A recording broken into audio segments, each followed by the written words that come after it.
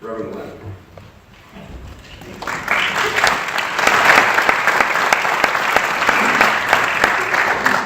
I always hate introductions like that because it's so hard to live up to them. What was I now? That I can live up to. I want you to, from the get-go, I want to set some kind of ground rules for our time together tonight. I want you to relax in terms of your religiosity.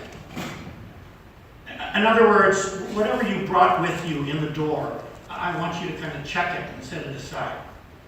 I want you to put it aside in such a way that you might be open to hearing another voice, another interpretation of an event that you've already drawn conclusions about.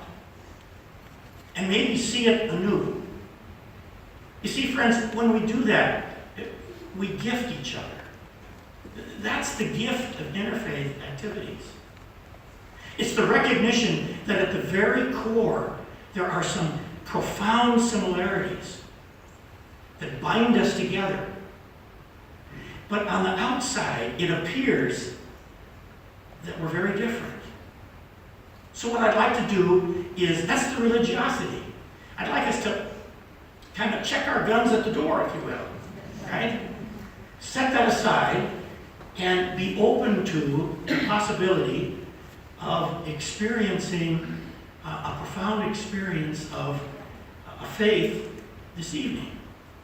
I want you to leave this place tonight gifted. Do you hear me? I want you to be gifted.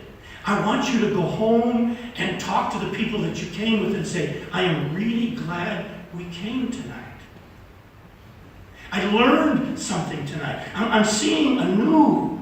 Not that my faith will change. Not that my orientation in that will change. But that I will broaden my horizons and recognize that other people who are seeking the face of God are following a different path. But we're moving in the same direction. But when I counsel with young couples getting married, and young couples, by the way, thank God, are still getting married. and they're falling in love. And they're committing their lives to each other. And I ask them that when you look into each other's eyes at the altar, the most important thing is not that you see a commonality in everything in your life. It's not always looking into each other's eyes and feeling a closeness. I think the key is to look off into the distance and to be focusing on the same thing. To be moving towards the same goal. And that's what I'd like us to do tonight. In a world in which we have been so divided and separated, and we're bombarded with that constantly, let tonight be a special moment. A moment where God touches us and opens us up to each other in a way that can only happen if we are willing to participate. So, deep breath and let go of the religiosity and be open to the blessing that's before us. 14 years ago, with a handful of people, we gathered here in Poway and started the Poway Interfaith team. And our goal from the very beginning was that we need to be coming together and having conversations with each other. And we did not try to find a watered-down position that we could all agree on. No, in fact, we chose a different path, a path in which we would all earnestly profess our own religious orientation and then talk with each other about it. Along the way, we have stepped on each other's toes. That happens in interfaith. But you know what we did? We apologized and we started over again. So tonight, this is a part of that legacy, that 14 years of our commitment here in this community. And I'm glad to be part of it. I'm just moderating. You're going to hear from 4 wonderful speakers. And as I introduce them, I'm going to ask them to be moving down. We're going to come behind this wall and come out with you and sit with you. Cantor from near Tamid Synagogue, Monsignor Mikulanis from San Rafael Parish. So Glen, you want me to go down to that end? Yeah, you go down to that end. You're in the lead-off position. And Monsignor there, and Dr. Daniel Peterson, you're in the third spot. And that'll clean up for us tonight, Brother Yusef. All right.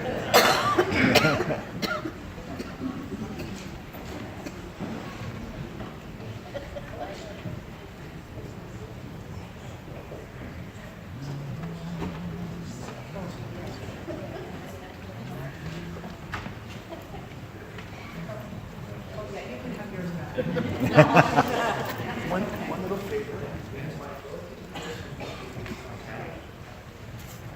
So are these on right now? Yep, they should be They're on. going to be on. Are they on? Are they on? Are they on? Pastor Glen. Okay? Yep. Okay, so as unfamiliar as all of you are sitting on bar stool. We thought it would bring us all down to earth. Each of our speakers, in the batting order, starting with Cantor will spend 8 or 10 minutes talking about the significance from their faith tradition, the Moses Tabernacle. So let's be listening to each of us, and at the end of the time, we're going to ask some questions and share some dialogue back and forth. And you might be so stimulated that you're going to jump up and want to ask a question. So we're even open to that. Cantor Caitlin, lead us off. Thank you. So the sanctuary in the desert, we don't necessarily call it the Moses Tabernacle. The word we use is Mishkan, and I'll explain that in a moment. So the story begins for us in chapter 25 of the book of Exodus. And the statement which kicks off the ball rolling to the construction of what you see out there, that structure. There's one verse, but it's embedded in a very interesting paragraph. So you'll just wait a moment, I'll give you some context, and then I'll give you this beautiful, beautiful verse. So it begins with a discussion of offerings. And God asks all of the Israelite people to bring their most precious things. They don't know what for yet, but God asks them to bring, and everyone should bring it from their heart. They should bring whatever they have of gold and silver and brass, and anything blue and purple and scarlet in cloth, fine linen and goat's hair, ram's skin dyed red, and sealskins, and acacia wood, and oil, and spices, all these wonderful, wonderful, precious things. And then God says, and this is a moment of really exquisite love in the book of Exodus, and God's presence in the book of Exodus is not always loving. God's job in the book of Exodus is to be a general and to lead the people out of Egypt, and sometimes he's very militaristic and very authoritarian. But there are also moments of deep love. And in this moment, after giving this list of all these precious things that he wants the people to bring, God says, Asu li mikdash v'shachanti b'tocham, which means, make for me a holy place. Wait a minute. Asu li mikdash, make me a holy place, v'shachanti, that I may dwell, b'tocham, among you. So God is saying, I want to be near you. I want to be close to you all the time. Please make a place where I can bring my presence and be in relationship. So that's where it begins. And then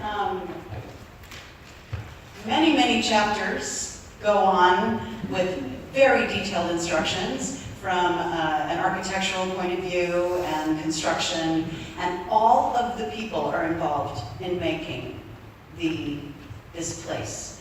Mikdash means holy place. Kodesh means holy. Mik is for the place. But what we ultimately call this place is the Mishkan, from the word shachanti, the dwelling, the verb that means dwelling. So we call it the dwelling place of God, God's home among us. And then we have a tradition that comes later that takes that verb, shachanti, and turns it into a noun, and a noun that represents the indwelling presence of God. The presence of God that dwells within us, that is that spark of God within all of us, and gives it the name Shekinah, which is understood by the rabbis of that time as a feminine version of God, a divine feminine emanation of God. And that feminine part of God is the part that's inside all of us, is that special spark. So that's one thing that the Mishkan becomes for us in our later history. So what happened with the Mishkans after it was built, if you were out there to see the structure, the tent in the middle is what is called the holy place, the Mikdash. And that's where God hung out. How did God hang out there? God came in the form of a cloud. And God rested the cloud on top of the little tent in the middle. And then the cloud filled the tent. It's kind of like it became foggy or something. So it's like the cloud presence filled the tent and rested on the tent. And Moses would go in to speak with God. And Moses, it's described in the Torah as, Moses speaking from the table or from the menorah, different parts of the furnishings. But what was really going on was that Moses was inside God. Moses stepped into the cloud, and it was inside the cloud that God spoke to Moses and that Moses spoke to him. And so it is our sense of the Mishkan, of the sanctuary in the desert, is that it's a place where we have this great intimacy with the Lord and a sweetness, a loving relationship. And that's where it's almost like a place of refuge where we go back to regroup. The other symbol, the other way we look at it symbolically, is that it is a representation of the experience of being at Sinai and receiving the Torah at Sinai. And so the cloud is like the cloud that came on top of Mount Sinai. And the fires of the incense burning and the sacrifices are like the fires that were on Mount Sinai. So that's one of the other ways we look at it symbolically. The other way is that it is the human experience of creation. At the beginning of the Bible, God creates everything. And when it's time to build the Mikdash, it's time for us to create. And our sense of covenant, the idea of Jewish covenant, of the relationship between God and the Jewish people, is that we're partners. And that each of us has a piece of completing the work of creation, which is to continue to improve the world. Later on in the Talmud, there was a wonderful rabbi, Reb Chaim Volozhin. Actually, this is not the Talmud. This is later in the Lithuanian yeshivas in the 17th century. And he wrote extensively about the Mishkan. And what he said was, he retranslated that verb, or not the verb, but the word that comes after it, the among you, that I will live among you. And he says, it isn't just among you, it also means within you. And that's when we have that really strong sense that we're building this outer structure because we need a template for creating an inner structure, a structure inside us, a place for God to dwell. And so that all of that work of bringing our best gifts, our most valuable things, we bring what is most precious to us, and we make that place for God inside our hearts with the very best of who we are. We make that place for God with all that is precious within us. So that the sanctuary, although it is a structure that is historical, we don't really see it as an event because we were hanging out with it for 40 years and schlepping it along and putting it up wherever we went. And, it all had to come down. It was like striking the set. You had to strike the set, you had to roll it up, you had to put it on the donkeys, you had to go to the next place. And that was only when God decided to lift the cloud off and show us where we had to go next. So that was how we traveled through the desert. The cloud that sat on the tent would lift up and start to go in a certain direction. And that was, it's time to pack up and go. And that's when we had to strike this whole thing, load it up on the donkeys and go. But that also is a metaphor for something that, for the Jewish people, is absolutely critical to the fact that we've survived for so long. And that is that our religion became portable. And so we learned to travel with our religion so that even when the temple was destroyed, we were able to take it with us because we already knew how. We already knew how to take it with us and not to be destroyed by the destruction of a physical structure, because it only represents what's inside us. And then we take the religion with us. So in a sense, the Judaism that we have today is a gift of the fact that the temple was destroyed and that the sanctuary is no more. Because it was only by that destruction that we discovered that we could make this religion that was not dependent on priests, that was not dependent on sacrifices, that transformed the sacrifices into prayer and deeds, mitzvot, which is our word for commandment. So our job is to asuli mikdash, make that holy place inside us and inside our communities, so that there's always a place for God to dwell. Thank you. Very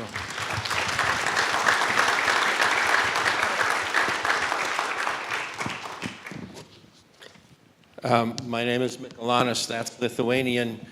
The other side of the family is Irish, so I'm not at all unfamiliar with bar stools.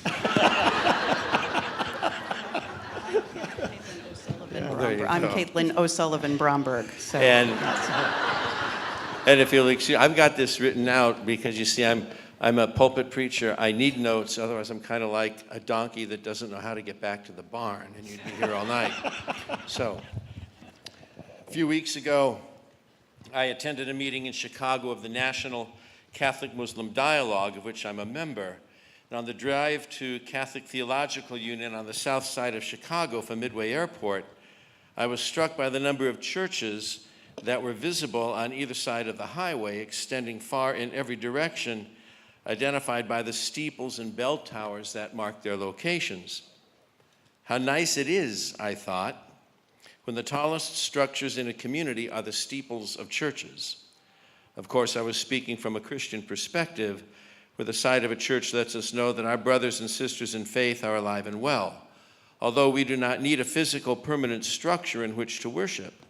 Such a structure lets us know that faith is alive and well in the land, and we are proud of our heritage.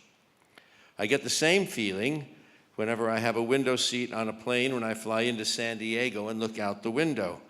I can mark the city by the churches I know, some of which are the parish churches where I have served.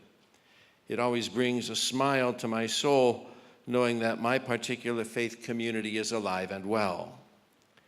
One of our traditions that has fallen out of use in many places is that when a Catholic drives by or walks by one of our churches, we bless ourselves with a sign of the cross, reminding ourselves of the sacred space that structure, unlike any other in the vicinity, represents.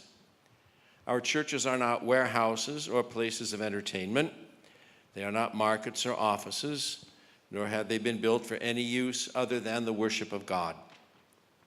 Simply stated, the Catholic Church builds its churches as places of worship to remind the community that people of God live and work here, worship here, and try to make the world a better place here.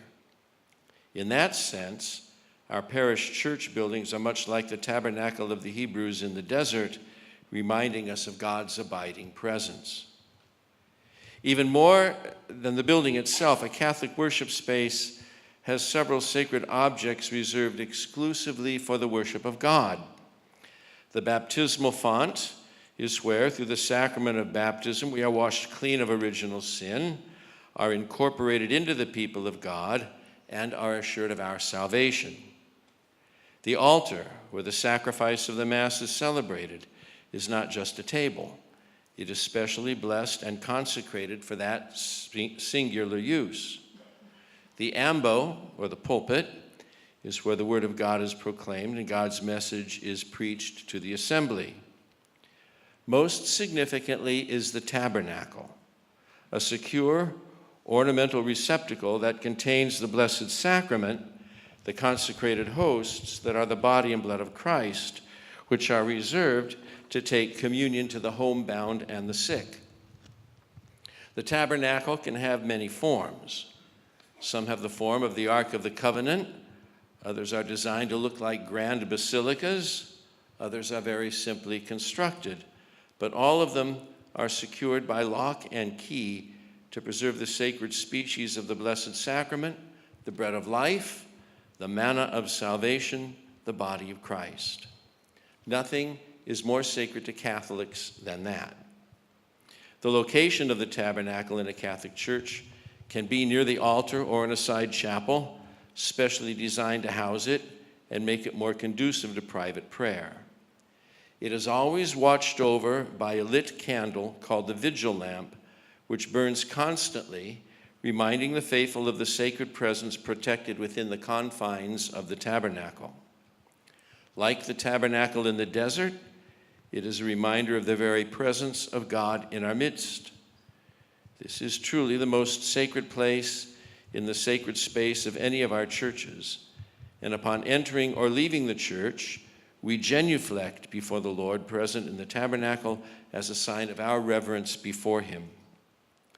When people come to the church to pray during the day, they are most commonly found in prayer and adoration before the Blessed Sacrament in the tabernacle.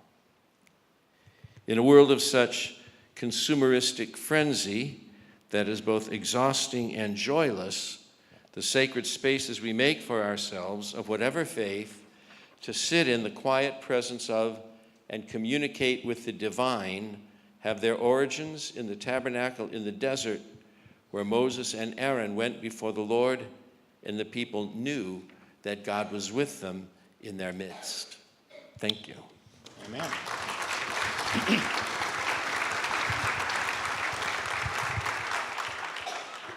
Dr. Dan, you're up. I'm on. Okay.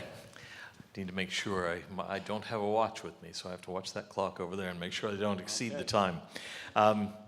Let me say, first of all, I'm really grateful for the opportunity of being here and thankful that you are putting on something like this. This is tremendous, really, really, really important. And I think it's great for people to get together in this way. It's good for me to come back to California, by the way. This is home. So to get out of that wretched weather in Utah and down back to where winter, we're past winter now, but where winter is the way winter ought to be, is really nice. It's been said sometimes you learn your own language best by learning another one, and I think in some ways you come to know your own faith best by coming to know another one, to try to understand it, how it is similar and how it is different, and so this is a really valuable thing. I'd like to start off by saying just a word against the concept of religious tolerance. That may shock you a little bit. I don't intend to do that. What I mean by it is tolerance to me is the notion that I sort of hold my nose and allow you to exist.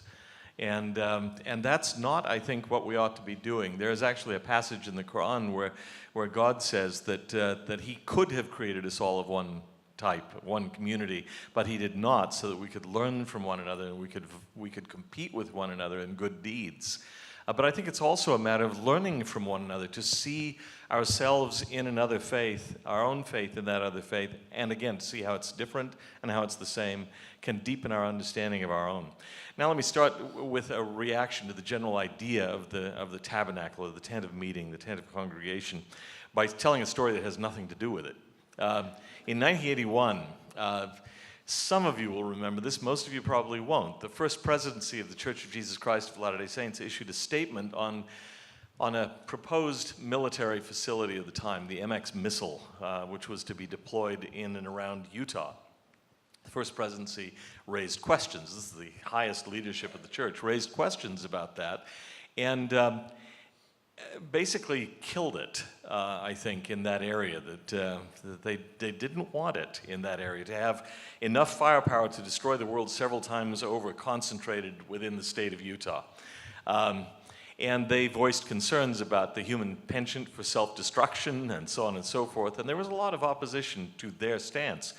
William F. Buckley, the conservative commentator, said something that struck me as really, really interesting, and I have to say right off that I am actually a political conservative. I like William F. Buckley, but on this he said, look, he said this statement was ridiculous. They act as if somehow the presence of these missiles would soil or pollute the land. There's nothing special about any land anywhere. All land is equal. It's just chemicals. It's just soil.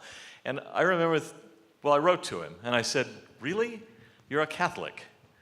Do you really believe that everything is just reducible to the chemistry of it? I mean, what would that do with the Blessed Sacrament, for example? There are things whose sacredness, whose meaning goes beyond just the material constituents of which they're made.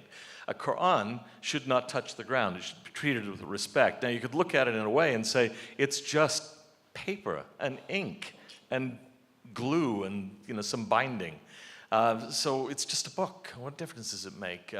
But it seems to me that it's of the essence of religiosity, if you will, to recognize that there is something that transcends the material constituents of a thing. Things can be sacred. We talk about sacred things, sacred places, places that are different. If you analyze them chemically, they would just be places, ordinary places, but there's something different about them. They've been consecrated in some way. They're different in some way from just the things that make them up. And I'd say that that's of the essence of religion. That's of the essence of the way religious people, spiritual people, ought to look at human beings who could be reduced to simply water and a few chemical components, but they're certainly more than that. They transcend that. So to me, one of the first things we learn about, or from the tabernacle in the wilderness, the tent of congregation, is the idea of a sacred place, sacredness, something marked off. That's what it means to be holy. In Hebrew, it means to be cut off, to be set apart for something else, to be distinct from everything around it. And the outer perimeter curtains of the tabernacle do that. They mark it off from the space around them. The dirt underneath the tabernacle is the dirt like everywhere else, but there's something about that space that's different. Now, from a particularly Latter-day Saint point of view, the most obvious thing, this will be obvious to all Latter-day Saints here, is that we recognize the tabernacle as a forerunner of the temples. Not just the Temple of Solomon, which actually is very similar to it in layout and so on, the later temple built by Herod and so on. This is true. We see it also as a forerunner of the temple we have. Oddly, we have a tabernacle in Salt Lake. There's the famous tabernacle choir. But that really isn't a continuation of the tradition of the tabernacle. That's a different thing. That was a common way that Americans had of referring to things in those days. A place where you met and heard sermons was a tabernacle. But the real continuation in the Latter-day Saint tradition of the tabernacle in the wilderness is the temple. And I think of a story that illustrates this a little bit. When Brigham Young first entered the valley, the Great Basin, after that long trek across the plains and over the Rocky Mountains and so on, one of the first things he did was to go out into a space of land there in the Salt Lake Valley, what is now the Salt Lake Valley, and tap with his cane. He'd been very ill. And tap with his cane and say, "Here we will build the temple of our God." And everything around that temple, the Temple Square still today, all the streets are numbered from Temple Square, north, east, west, south. This is reminiscent of the camp of Israel in the wilderness, where the tribes were stationed north, east, west, south of that central shrine. And I remember a friend of mine who brought his professor from grad school, a very famous Israeli archaeologist by the name of Yigal Yadin. Yadin had been the chief of staff of the Israeli military in the 48 War of Independence. He would become the deputy prime minister of Israel. But he was first and foremost an archaeologist. He went to see Temple Square, and he learned something about the layout of the city. And his comment was to my friend, he said, "I haven't seen anything like this since the Bronze Age." it was the same idea of this central shrine, a city literally centered on a shrine. Now, I have just a couple of minutes, so I want to say something about this. We view it, obviously, in a very different from the way today's Judaism views the tabernacle. We see it as Christ-centered, a forerunner of Christ, a prefiguration of Christ. And I want to point to a couple of things that may help bring that out. If you've been to the tabernacle display here, if you've read the pamphlet about it, you know that the Holy of Holies is in the form of a cube. If you read the book of Revelation, read the description of the New Jerusalem. It gives the dimensions of the city, the length and the breadth of the walls and the height of the walls. They're a perfect cube. The whole city of the New Jerusalem is a reminiscence of the Holy of Holies. But there's something more interesting than that. We heard about the name of the tabernacle being Mishkan, right, in Hebrew. It's the place of dwelling. You heard about the verb shekanti. You heard about the Shekinah, the dwelling of God. There's a pun, I think, in the book of Revelation that points to how early Christians took this to be. Not in the book of Revelation, in the Gospel of John. John starts off and says, in the beginning was the Word was with God, and the Word was God, and so on. And then it emphasizes that the Word came down and dwelt with us. Verse 14 of John 1, it says, He dwelt in our midst. The verb there in Greek is eskenosen. He dwelt. What it literally means, He tented among us. And I think there's a pun going on there that the author of John, eskenosen, hear the consonants, S-K-N, Shekinah. It's a pun. Jesus himself is represented in the Gospel of John as being the tabernacle, or the person, the divine being who comes down and tents in our midst. He pitches his tent among us. And so to us, this is a really strong message prefiguring the coming of Christ. Amen. How's that?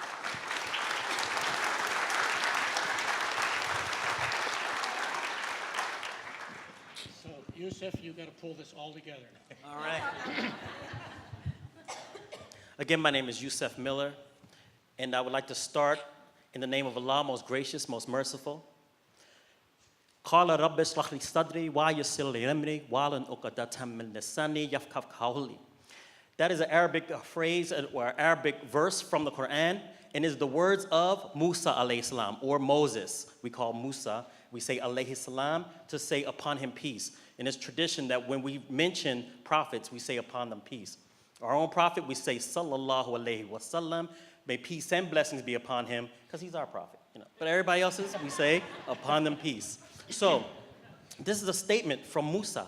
When he was, alayhi salam, when he was commanded to go to speak to Pharaoh, and he had to speak in front of this great person, right? This great personality, and people are afraid of speaking in front of power, truth to power. And he asked Allah for strength and for courage and to unloose the knots in his tongue so he can speak clearly and be understood.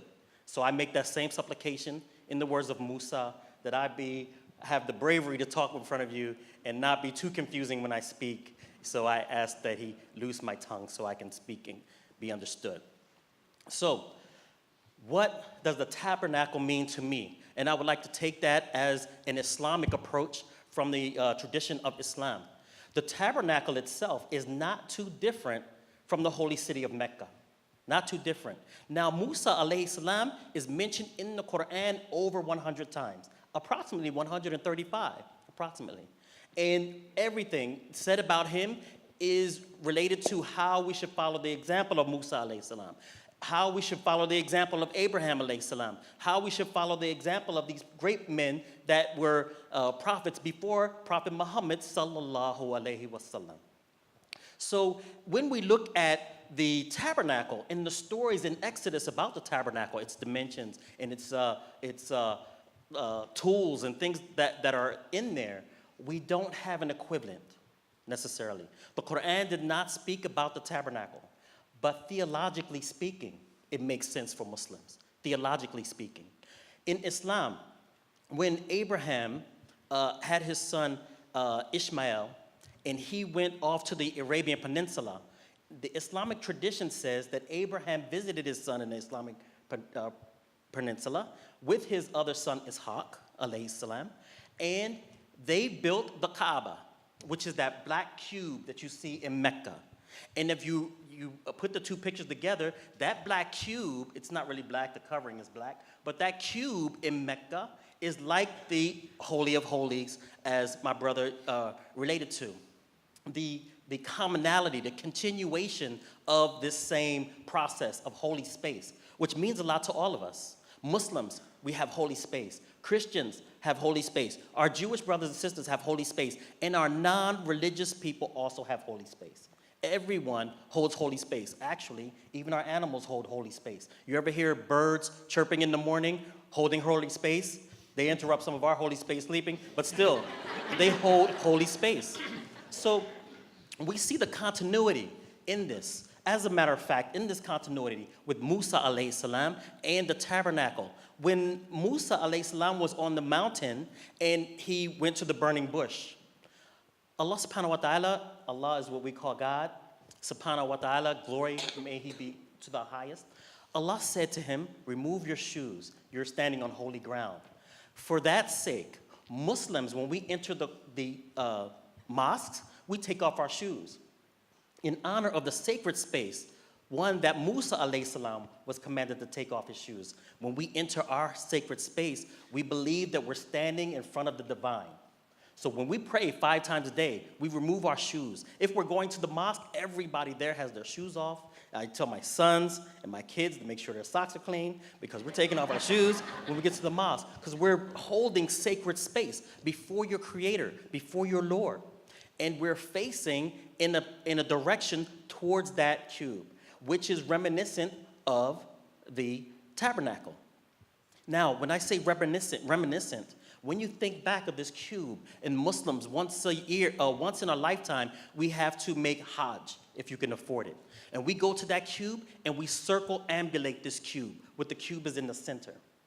If you think back to the way that the tabernacle was arranged, and the tents outside of the tabernacle were arranged, circumambulating the holy space, and people were facing towards this holy place. It's the same process when we visit our holy space annually, at least once in our lifetime.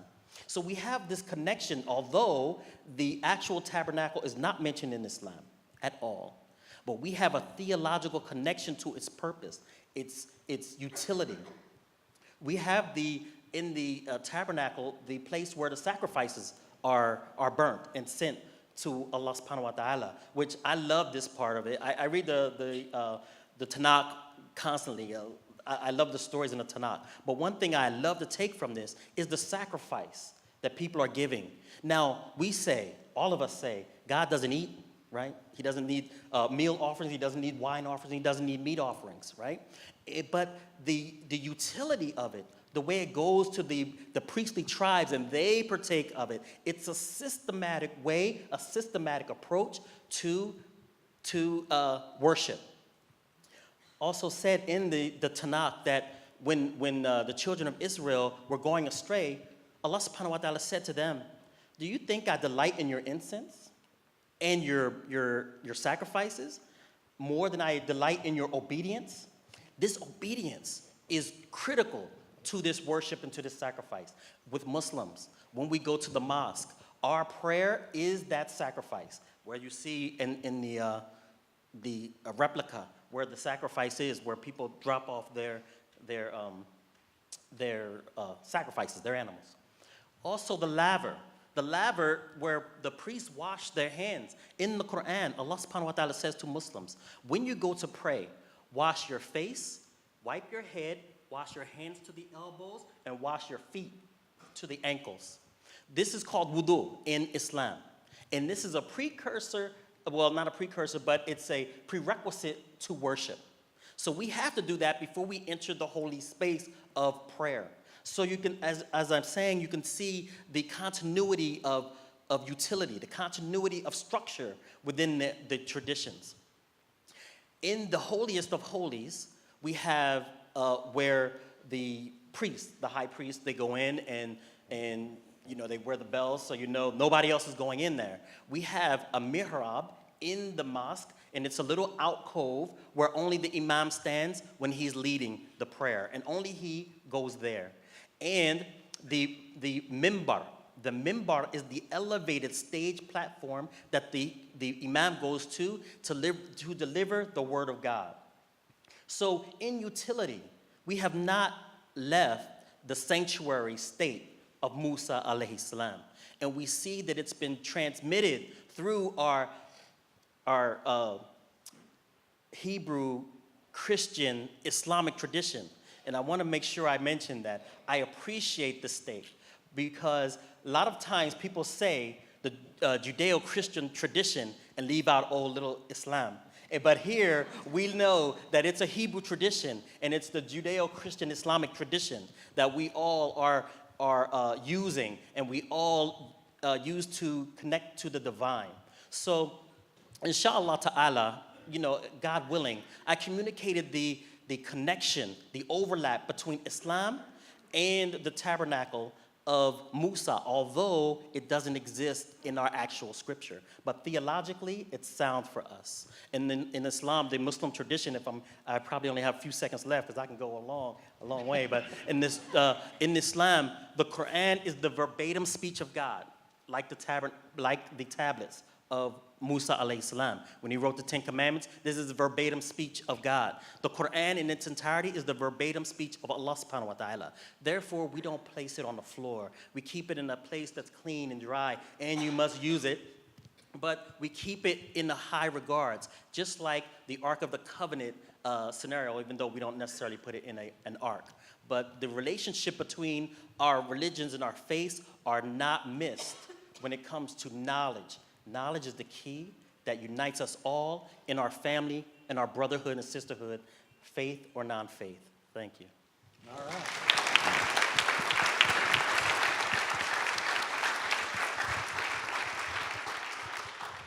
Well, you've all done well, and we've got a few minutes. I've got a couple of questions to pose to our panel now. They don't know about these questions. I've been working on them.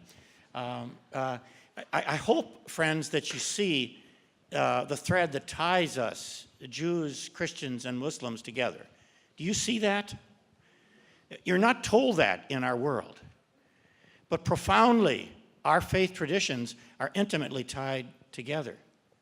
We stand on each other's shoulders.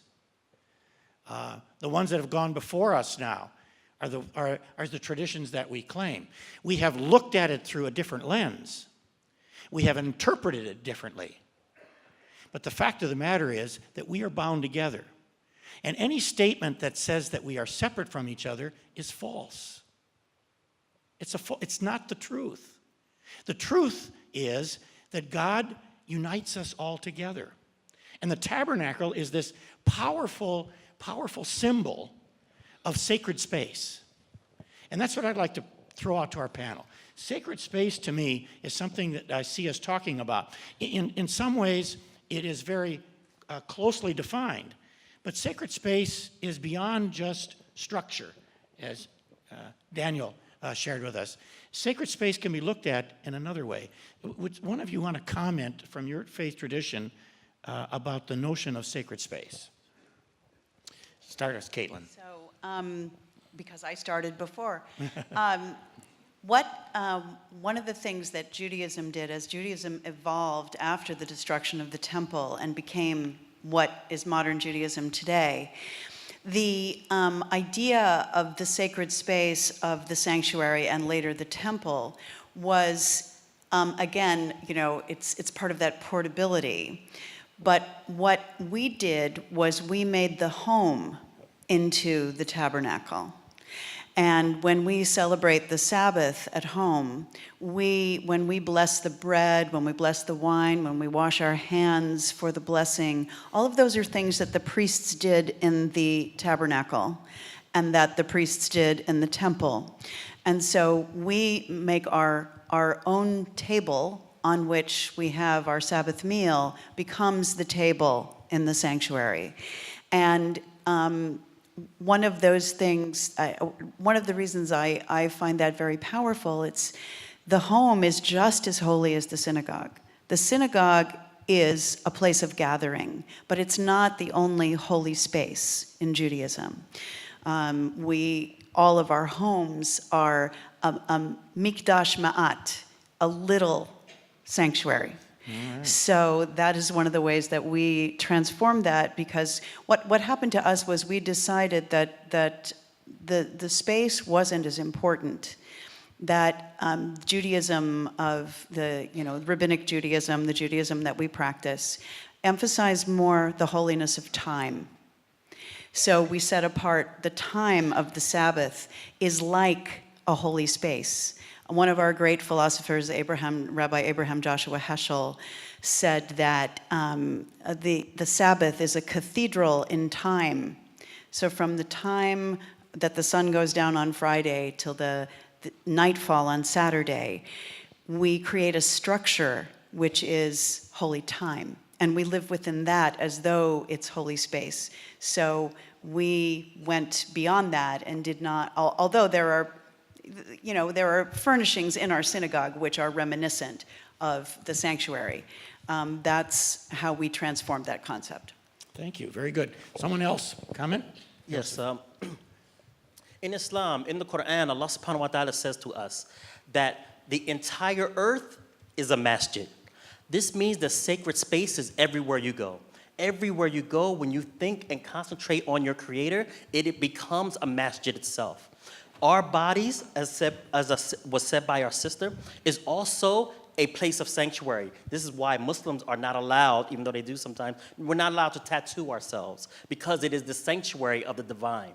And in our minds is the sanctuary of the divine, because this is where we receive the true essence of the Creator, the divine, the intellectual thought, the ability to put this world together in a way that no other creature can. So in this sacredness of the divine, it happens within our bodies, and the earth itself, every portion of the earth is a masjid or a cathedral or a tabernacle. Thank you. And we agree, I agree completely with sacred space being everything around us. Pope Francis issued an encyclical a couple of years ago on the environment, calling the earth, the entire earth, a sacred space. And our responsibility to preserve the earth, to be ecologically minded. And remarkably, he's gotten a great deal of criticism for that. How dare he involve himself in politics? Well, I keep telling people we have to let our faith influence our politics, not our politics influence our faith. But this whole notion of sacred space is also an important place for us to have a locus. That's why the local parish church is important, because that's sacred space. Or the synagogue, or the masjid, the mosque. That when we see a mosque like yours defaced and attacked by arsonists, when we see synagogues in San Diego defaced, or churches that have been defaced, this is a violation of the sacred of all of us, because these are the places where God's people meet. But yet, even in Ireland, in the woods, there are places called mass rocks, where during the English oppression of the Irish, which went on for generations, the Catholics had to meet in the forests and had mass on a rock, and then they disperse. There are the places, the catacombs of ancient Rome are sacred space. In Lithuania, when I was there this summer, traveling with another friend of mine who's a Franciscan priest, it was near the town of Klaipėda, I think it was. We saw a sign, it was in Lithuanian, he knew it, I didn't. We took off the way, and there was a clearing in the woods where several dozen Jews had been executed, simply because they were Jews. That was sacred space. Any place that God meets his people is sacred space, and any place that is consecrated by the blood of martyrs, that is sacred space. And so the whole world is sacred space. I was going to make every one of the points you've made. Next. I do think that the idea of sacred time is really important. I know, for example, in Islam, there's certain things you say when you're about to read the Quran, to recite the Quran. You mark it off as sacred time. And you don't approach the Quran with polluted hands, I remember, I'll tell you, when I was living in Cairo and I got a copy of the Quran, and it was not very well, it was nicely printed, but not nicely bound. I took it to someone to put it in a nice leather binding. And when it came back, it said on the spine, Quran Kareem, but then it said, let none touch it but the pure. And I remember thinking at first, is this aimed at me? And then, of course, as I learned a little bit more about it, I realized, no, you're not supposed to touch the Quran with dirty hands. You don't treat it disrespectfully, even though it's a physical book. And in some ways, like any other book, it's not like any other book. It's sacred.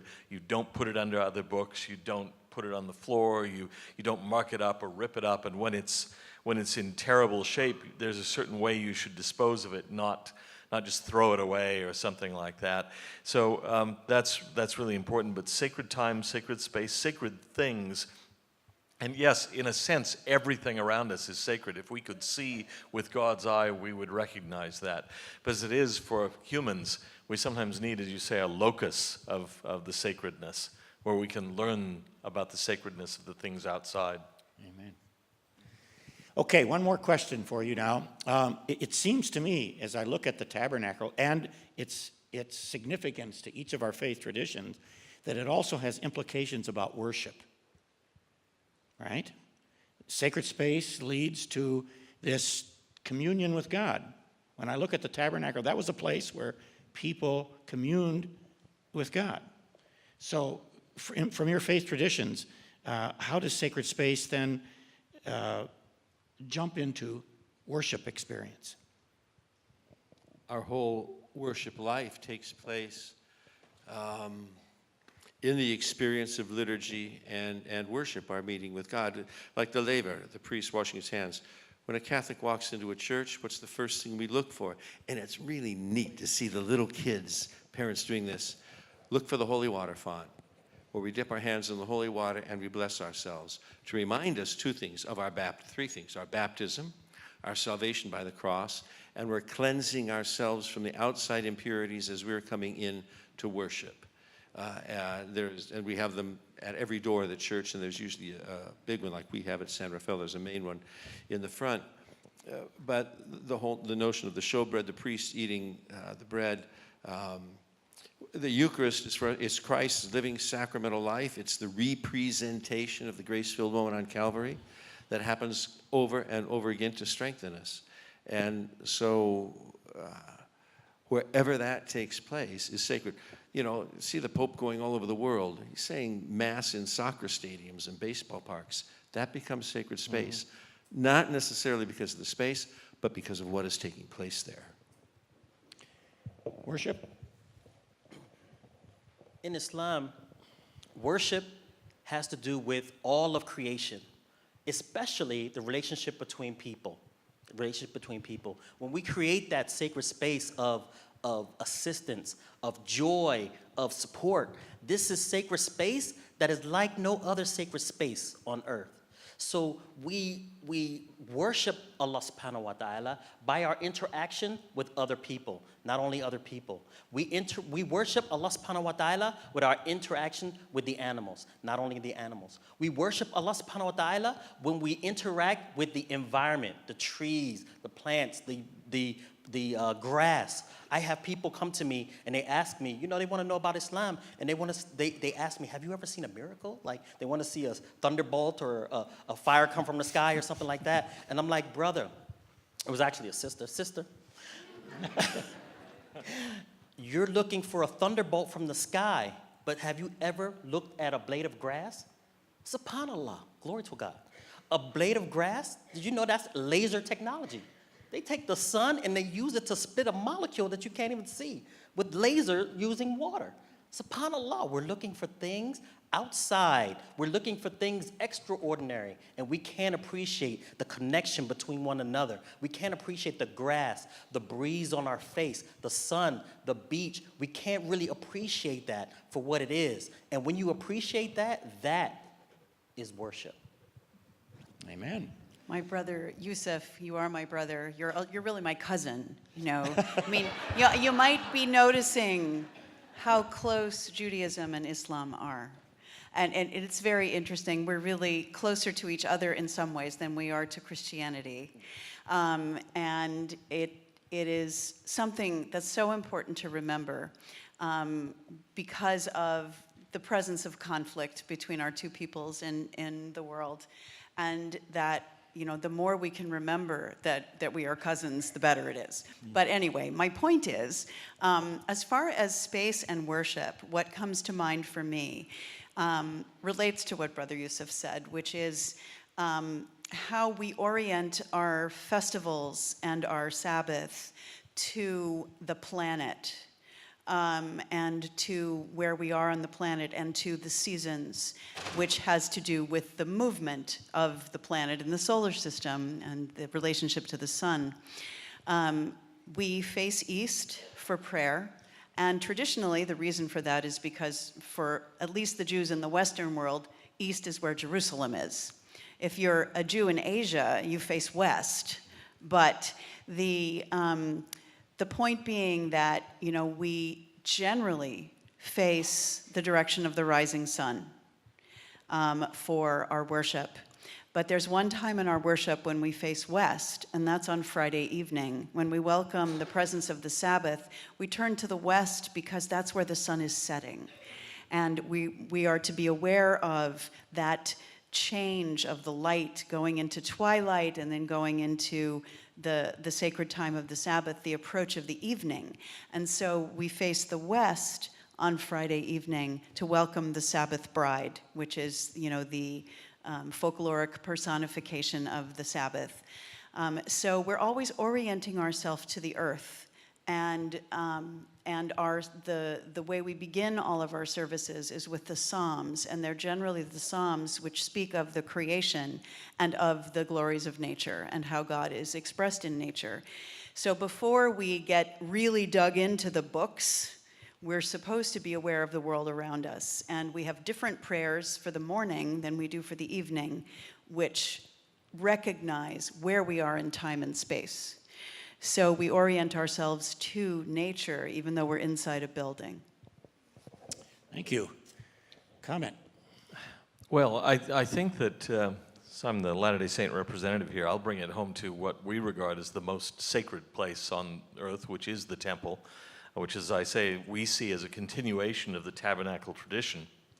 And that is sacred space with a capital S for us. Once a temple is consecrated, dedicated, it's closed off to the world. It's separated from the world. It's a templum. It's that the idea is one of cutting, dividing off. And so going into the temple, you step out of the ordinary world. You change clothing. You dress in white. Everyone is dressed pretty much alike. It's a very different place. And so I can say, just as a matter of personal experience, we talk about the relationship of sacred space and worship. For me, there have been many times when I've thought, I don't have time to go to the temple. I don't have time. I've got too many things to do. And I go and I step aside from everything else, and I do the acts that are prescribed in the temple, and I come out, and the things that were on my mind before are gone. Many of them I realized they just weren't all that important anyway. It doesn't matter. Leave it. Everything's fine. I've just gotten myself reoriented, and that's important. The temple, the tabernacle was oriented. It faced the east. Everything was oriented around it. It's supposed to allow you to get your bearings again, to sort of center yourself again. And when you step away from it, at least for a little while, we're humans. It doesn't last very long, maybe. But for a little while, we're reoriented. The temple itself was oriented, remember. If you talk about orienting a map, it's facing it to the east, right? We've kind of lost the sense of that, but that's what it is. It's getting your bearings again. And so to me, sacred space is enormously important. Every space can be sacred. You can go pray in a grove of trees, in a quiet place anywhere. You can commune with God anywhere. But there is something to be said about going into a church, going into a temple, going into a place that's been set apart for that purpose.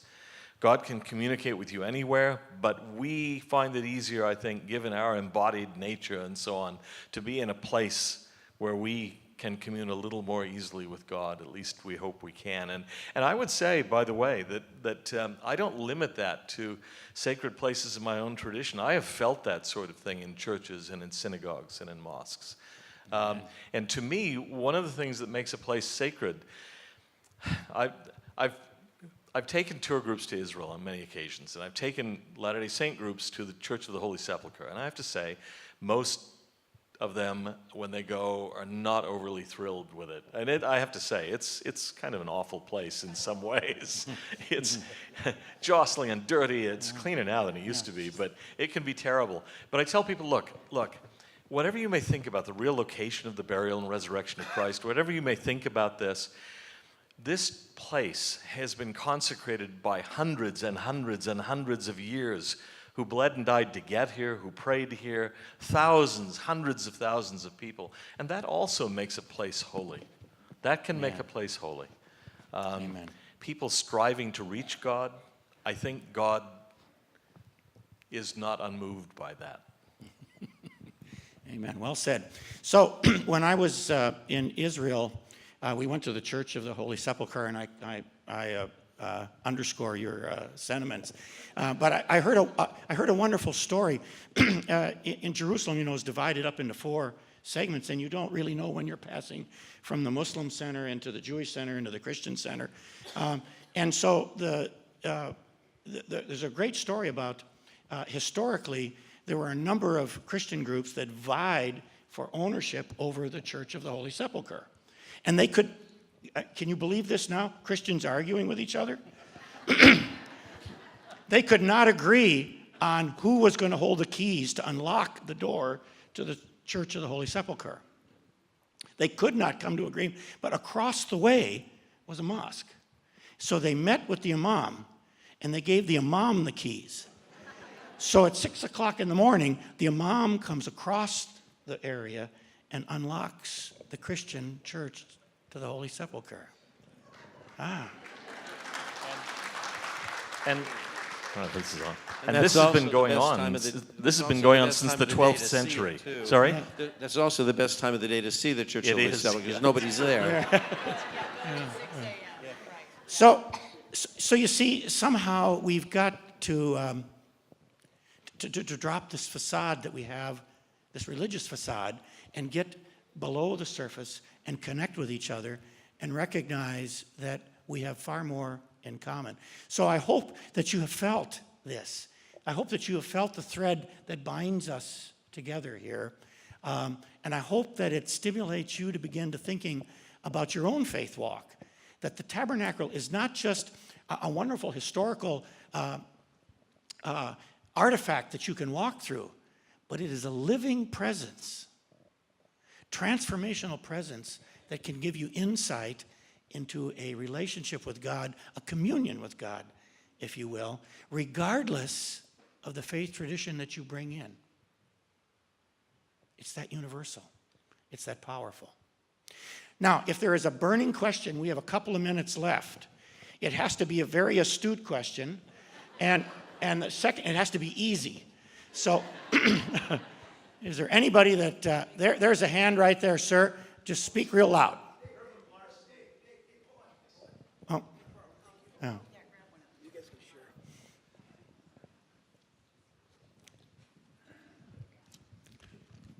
Reverend Larsen, we have not heard from your faith tradition. Can you give us kind of just in a couple minutes, your vantage point from a Protestant Christian? Okay, yeah, thank you, I appreciate that.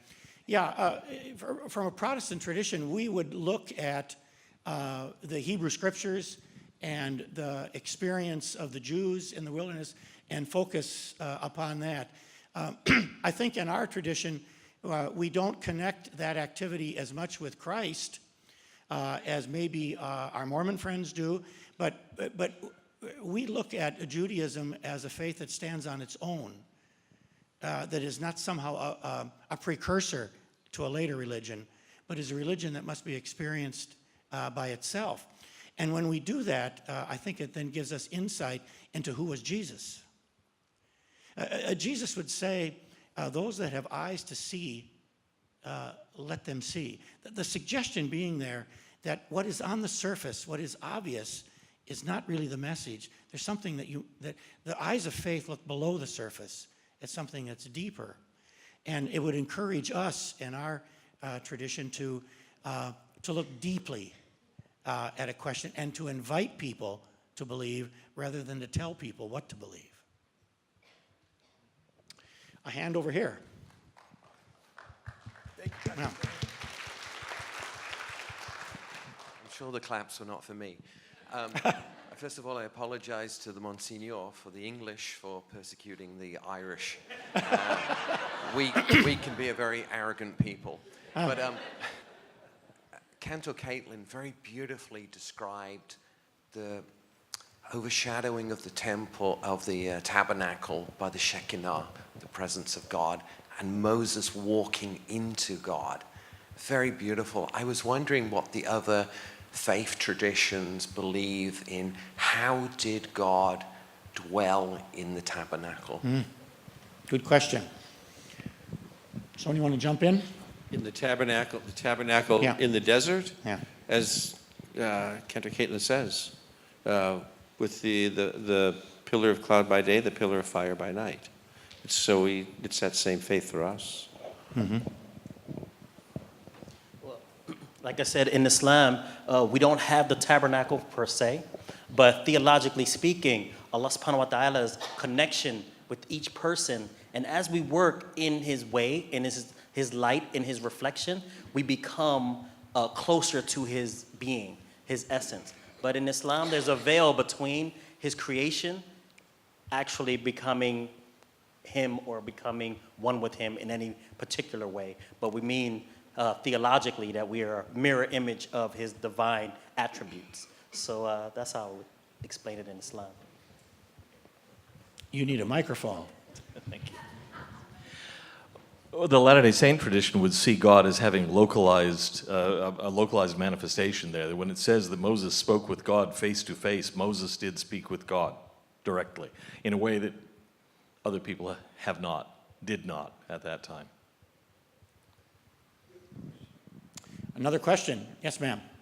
I noticed that Caitlin was shaking her head no when a couple of you gentlemen were talking about visiting Church of the Sepulchre. Yes. And I'd like to know what you were not agreeing with. I didn't like the church either. It's a creepy place. It's not the way it should be when you think about, what it is supposed to be. It's a place that has many, many centuries of, well, first of all, it's been standing there a long time, and it's a really old building, and it's not in good shape. And it's almost like going down into a cave. It's just a strange experience in that church. So what I was agreeing to was, how that it is so ironically unpleasant to visit this holy place. Well, yeah. There's a song the 60s song that pray God we don't sing anymore just because it's bad. But the refrain is, they will know we are Christians by our love. You don't find that at the Church of the Holy Sepulchre. No. It's a jostle, it's a fight, they push. Yeah, you sense the Monks have gotten conflict. into fights in there over who controls Yeah. what. It's just awful. Yeah, it's just not. It's not And a to me, it's one of the place- holiest places on earth. So I Yeah. go there about 5 o'clock in the morning. But but the people who are in charge of it are very. They're just living out this conflict, and it's uncomfortable. It's an uncomfortable place. Okay, I thought you were not agreeing with them. That's what I wanted to No, know. no, I was agreeing. I think we all agree It with was like, oh, that awful one place. thing, Yeah. One thing that illustrates it is there's a famous ladder that's outside. You look at the main entrance, and there's a ladder up on 3 stories high, and there are photographs showing that ladder back in around 1857. And it hasn't been moved since then because nobody can agree on who has the right to move it. That's it. Because there are various groups there, Roman Catholics, Greek Orthodox, so on and so forth. The Armenian Orthodox, they're big. And they yeah, fight with each other all the time. I've Yeah. been there when fights would break out between choirs. One choir would start to sing, and another one immediately assembles to drown the other out. And occasionally, the Israeli Defense Force is called in to break up fights between monks. There's a passage in Father Jerome Murphy O'Connor's book. And Father Murphy O'Connor was a Benedictine who lived and taught and worked at the École Biblique there, and I knew him. And he has a marvelous passage on the Church for the Holy Sepulchre, which he believes to be the authentic location of the burial and resurrection of Christ. But he says, it's the holiest place, it's probably authentic, but you will leave spiritually desolate. So take that into account when you visit Jerusalem. I want to thank all of you for being such a wonderful audience and a gathering. And I trust, as I said earlier, that this has been a time of reflection and thought for you. And I'd like to send you out with a story that you can take with you, and I hope that you will ponder and think about it. It's a story about my dog. When my dog loses his toy, it rolls underneath the couch, and he's looking all over for it, and I see it. I identify it, and I say, Burns, it's under there. And I point. You know what my dog does? He comes up and looks at my finger. I said, no, over there. And he keeps looking and smelling my finger. Now, it seems to me that's a bit of a metaphor about what we're trying to do here. The tabernacle is this finger. And people, like my dog, continue to look at it as if somehow it's an end in itself. That must be the answer. But that's not where God is. It points toward God. And people of faith, of all faiths, will come to see that. And it will get us to start looking in the same direction. And friends, when we do that, we're going to start changing this world. That's what God expects of us. God expects us to gather in places like this and find common ground and point toward God and stop looking at the finger. Blessings to all of you. Thank you, and Reverend.